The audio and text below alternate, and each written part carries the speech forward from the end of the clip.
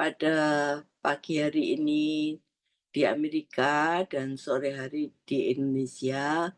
Shalom, kita semua diberkati oleh Tuhan. Dan pada hari ini kita akan bersama-sama belajar dengan satu tema, penyesalan terberat di dalam hidup kita. Sekali lagi, penyesalan terberat di dalam hidup kita. Mengapa kita perlu belajar tema ini? Supaya hidup kita nantinya tidak ada penyesalan yang berat. Saudara, Alkitab berkata, suatu hari akan banyak orang menyesal. Dan penyesalan itu tidak bisa dilukiskan dengan kata-kata. Tetapi Alkitab mencoba melukiskan dengan kata-kata, yaitu ratap, tangis, dan gertak gigi.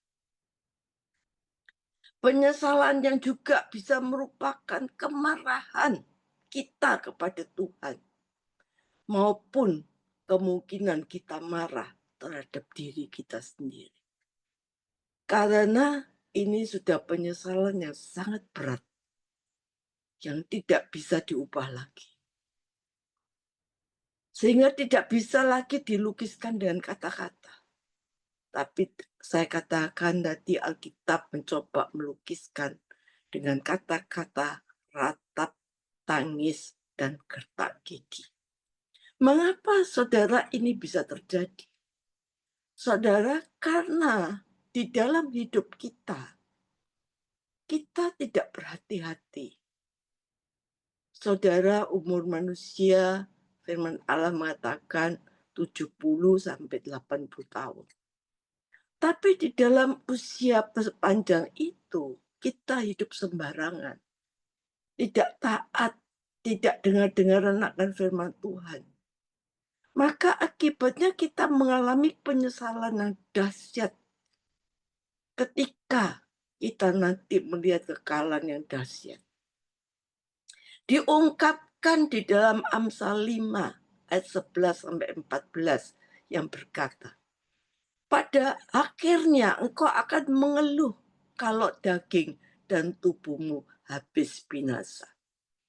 Lalu engkau berkata, mengapa aku benci kepada didikan dan hatiku menolak kepada teguran?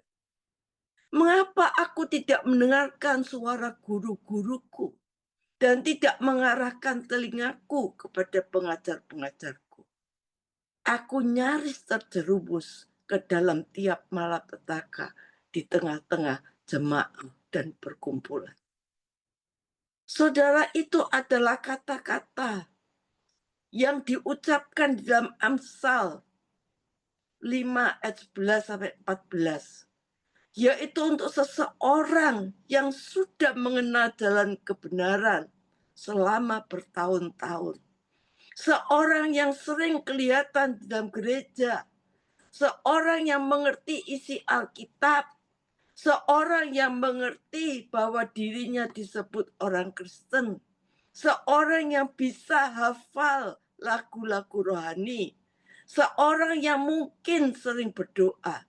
Namun orang tersebut tidak pernah hidup di dalam ketaatan kepada kebenaran yang sudah dia pelajari, yang sudah dia ketahui.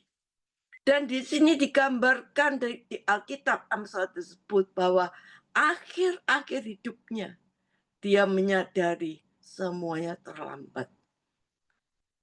Dia telah melewatkan itu semua. Bahwa dia tahu semuanya itu dengan kepalanya, tetapi dia tidak pernah percaya dan tidak pernah taat dengan hatinya. Memang saudara, ikut Tuhan itu cuma ada dua. Isi seluruh Alkitab cuma dua, yaitu ketaatan atau pemberontakan. Berkat atau kutuk. Saudara, Yesus berbicara tentang orang-orang munafik. Yesus bicara Akhir dari orang munafik adalah ratap tangis dan gertak gigi. Yaitu suatu penyesalan yang berat yang tidak bisa ditarik kembali. Mengapa? Karena mereka adalah orang-orang yang sudah tahu kebenaran tetapi tidak pernah mentaatinya. Bertahun-tahun banyak orang duduk di gereja, mengetahui tentang hal yang benar, namun kita tidak pernah berubah, tidak pernah komitmen penuh kepada Tuhan, dan belum menjadikan Yesus sungguh-sungguh yang terpenting di dalam hidup kita. Saudara, sehingga ada kepahitan, ada penyesalan yang sangat dalam ketika mendapati diri kita ditolak dan berada di tengah-tengah kehancuran hidup manusia. Seperti yang saya katakan, bahwa suatu hari akan banyak orang menyesal.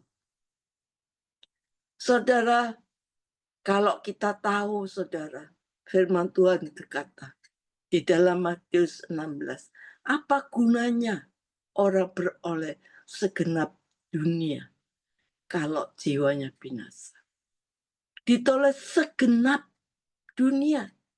Saudara, bukan hanya sebagai konglomerat, bukan hanya memiliki kekayaan, bukan hanya punya suatu kota, suatu pulau, bahkan suatu negeri, tetapi dikatakan segenap seluruh kekayaan dunia tidak ada artinya dibanding dengan kemuliaan di dalam surga kalau jiwamu binasa. Saudara, hari-hari ini banyak orang yang tertutup matanya. Hatinya tertutup, buta terhadap kenyataan hidup nantinya. Mata hatinya buta terhadap realitas kehidupan yang Tuhan janjikan. Saudara, jangan sampai kita menjadi salah satu orang yang terbuang dan menyesal. Kita terpisah dari hadirat Allah selamanya. Dan yang ada hanya ratapan, tangisan, dan gertak gigi. Oleh karena itu kita harus mengingat, memerintahkan seluruh saraf pikiran kita maupun hati kita sampai ke dalam jiwa kita. Dicengkram oleh satu kebenaran yang menyatakan bahwa hidup di bumi ini bukan satu-satunya kesempatan kita hidup. Jangan kita punya filosofi yang berprinsip hidup seperti 1 Korintus 15 ayat 32 yang berkata, marilah kita makan dan minum sebab besok kita mati. Seolah-olah hidup di bumi ini kesempatan untuk hidup itu aja. Mungkin saudara mengatakan begitu, tapi cara berpikir saudara, gaya hidup, cara hidup menunjukkan bahwa filosofi hidup itu marilah kita makan dan minum sebab besok kita akan mati dan selesai. Saudara, kita harus mengerti bahwa Allah itu merancang manusia untuk terus-menerus bersama Allah. Tetapi adanya dosa dan pelanggaran, ketidaktaatan, saudara, hingga kita mengalami di mana satu saat kita satu persatu sendiri. Saudara, satu saat kita sendiri masing-masing melangkah, kita masuk di dalam satu tempat di mana kita check in di suatu tempat dan kita tidak bisa check out kembali.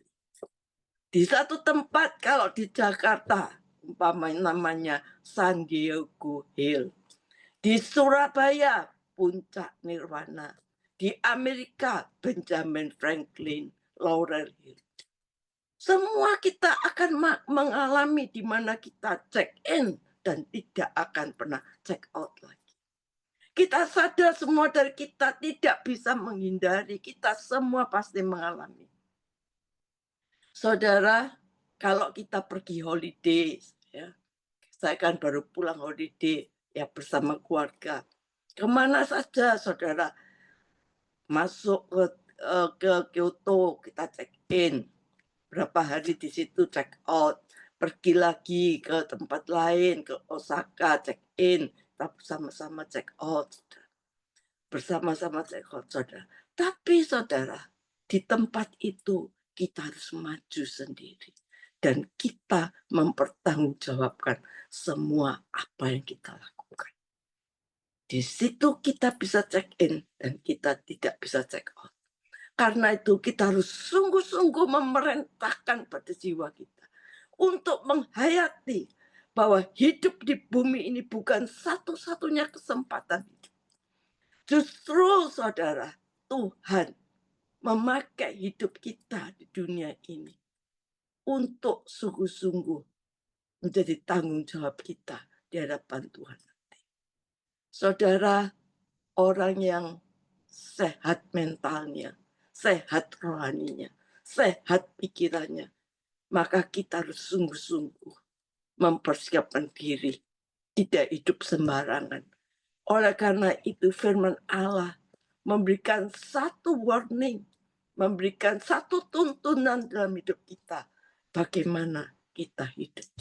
Jangan seperti orang arif, tapi hendaklah engkau bijaksana. Kita harus adem bijaksana. Kalau kita hidup kita terus sibuk, ya, kita tidak ada kesempatan untuk membangun diri kita. Kita tidak ada kesempatan untuk berbenah diri. Kadang orang tua ngajarkan pada anak-anak, masih kecil, sudah nggak bisa berdoa, nggak apa-apa, nggak usah berdoa. Nanti kalau sudah besar kan bisa berdoa. Ya sudah, belum mau ke gereja, nggak apa-apa. Nggak usah ke gereja, nanti kalau sudah besar kan ya kepengen sendiri bisa milih ke gereja. Nanti sudah remaja, bilang nanti sudah pemuda. Nanti kalau sudah pemuda, nanti kalau sudah dewasa muda, mereka akan mengerti. Nanti kalau sudah menjadi bapak ibu, mereka akan mengerti. Terus ditunda. Hidup ini jangan seolah-olah demikian. Saudara, kita tidak perlu hidup yang demikian. Kita perlu hidup ini survive bersama Tuhan. Kita perlu mengalami terobosan bersama Tuhan. Saudara, kita percaya. Kalau kita bangun tidur, saudara, ini contoh yang simpel. Kita bangun pagi, mestinya kita doa. Tapi saudara berkata, hari ini aku belum bisa doa. Karena aku masih ngantuk banget, nggak bisa berdoa. Nanti ada lagi besoknya, hari ini aku nggak bisa berdoa. Karena banyak tugas yang harus aku selesaikan. Besok saja doa. Besoknya juga begitu, saudara. Setengah teler. Karena apa? Semalam kurang tidur. Ada aja. Saudara, kalau kita terus menunda, mengisi hari-hari kita dengan tidak membangun iman kita, maka jiwa kita ini kosong, saudara. Memang kita harus bertanggung jawab sebagai karyawan, sebagai seorang ayah, sebagai seorang ibu rumah tangga, sebagai anak yang studi kuliah, harus bertanggung jawab. Kita harus bertanggung jawab, kita harus bekerja. Saudara, tetapi harus ada bagian jiwa kita yang perlu kita bangun. Saudara, yang kita perlu bangun, ada porsi yang mesti kita sediakan, yang harus kita cukupi dan memadai lewat doa, mendengarkan khotbah. Harus ada isi batin kita, jiwa kita dengan kehausan akan Allah. Saudara, kalau kita sibuk dan tidak menyediakan waktu untuk Tuhan, terus terbawa oleh hidup dengan irama yang tidak haus akan Tuhan, nanti akan ada suatu saat, ada satu titik di mana saudara tidak bisa haus akan Tuhan lagi. Ini mengerikan, saudara. Kita sudah dalam keadaan sudah hampir-hampir tidak bisa haus akan Allah. Karena cita rasa jiwa kita, cita rasa pikiran kita hanya nikmat, kesibukan, hobi, kesenangan. Itu yang kita punya. Saudara, kita punya kerja itu harus. Karena kita bertanggung jawab pada keluarga. Saudara punya hobi, silahkan. Tapi jangan sampai itu mengikat kita dan menggerus kerohanian kita sehingga kita nggak bisa sungguh-sungguh datang pada Tuhan. Kita harus menggunakan kesempatan, menghargai kesempatan itu. Pagi bangun berdoa. Sore saudara ketemu keluarga, nanti anak-anak tidur. Ayo kita menghadap Tuhan, bercakap-cakap dengan Tuhan. Sediakan waktu, saudara. Kalau Tuhan itu menjadi utama dalam hidup kita menyenangkan hati Tuhan, maka tidak ada yang bisa melawan kita. Firman Tuhan di dalam Roma 8 Paulus mengatakan, tidak ada yang memisahkan kita dan kasih Kristus. Apapun, pedang, dan lain-lain, kenyakitan, tidak ada bisa melawan kita. Saudara, tidak ada yang bisa merusak hidupmu. Kalau hidup kita sungguh-sungguh menyenangkan hati Tuhan, hidup benar, maka setiap kata yang kita ucapkan ada gairah berusaha untuk menyenangkan hati Allah. Maka Tuhan akan memberkati kita. Kita nggak perlu takut. Di dalam dunia yang serba kacau, di dalam dunia yang tidak menentu, saudara, kita nggak perlu takut, saudara. Apa yang kita perlu takutkan? Kalau Allah bersama kita, Mazmur 91 yang kita baca, bagaimana Tuhan melindungi kita. Bagaimana Tuhan sebagai tempat perlindungan kita. Saudara, seperti yang dialami Nuh sekeluarga, di mana janji-janji Tuhan digenapi di dalam hidupnya. Karena apa? Nuh bergaul dengan Allah. Tuhan tidak akan mempermalukan kita. Saudara, mungkin tidak ada rasa kegentalan kita, saudara. Sehingga kita menunda-nunda keinginan untuk membenahi diri. Saudara, kita harus hati-hati. Kita tidak boleh main-main di dalam hidup ini. Saudara, jangan menunda pertobatan. Jangan menunda untuk mengakui setiap kesalahan sekecil apapun. Setiap hari, sehalus apapun, saudara. Ayo kita hidup berkenan di hadapan Tuhan. Jangan menunda untuk membenahi diri kita. Saudara, yang seolah-olah Tuhan tidak ada. Saudara, kita akan menyesal. Kita pasti diberkati kok. Kalau kita sungguh jaga pola makan, pola hidup yang baik, olahraga, kita sungguh berkenan di hadapan Tuhan. Tuhan pasti memberkati kita. Tuhan tidak mungkin tidak peduli dengan kebutuhan kita. Burung di udara saja dipelihara oleh Tuhan. Apalagi kita. Sebab kalau kita hidup dalam kehendak Tuhan, kita memiliki perdamaian dengan Tuhan.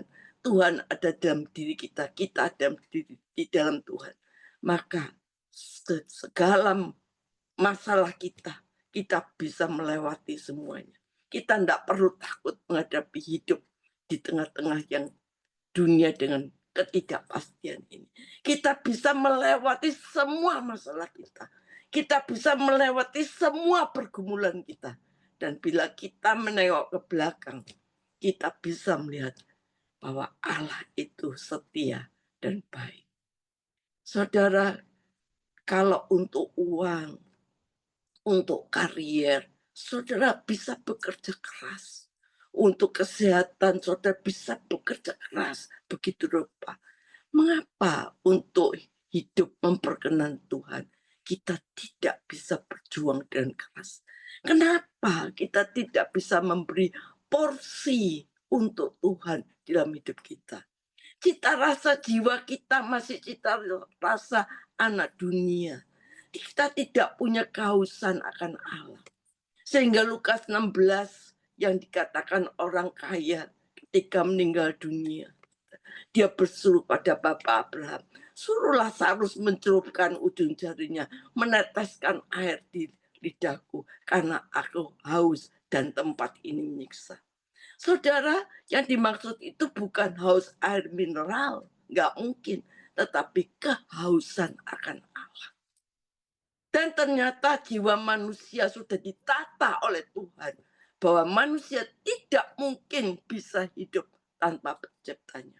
Bagaimana Tuhan mau bertemu dengan orang yang tidak merindukan Dia? Saudara, apapun yang terjadi dalam hidup kita, biarlah Tuhan menjadi pusat kehidupan kita. Kita lihat bagaimana waktu seorang yang bernama Esau, dia mempunyai hak kesulungan, ya. Tetapi waktu dia berburu, dia pulang, dia tidak membawa apa-apa dan tangan kosong. Saudara, perutnya kosong dan dia menjual hak kesulungannya dengan apa? Makanan. Keinginan makan semangkok kacang merah.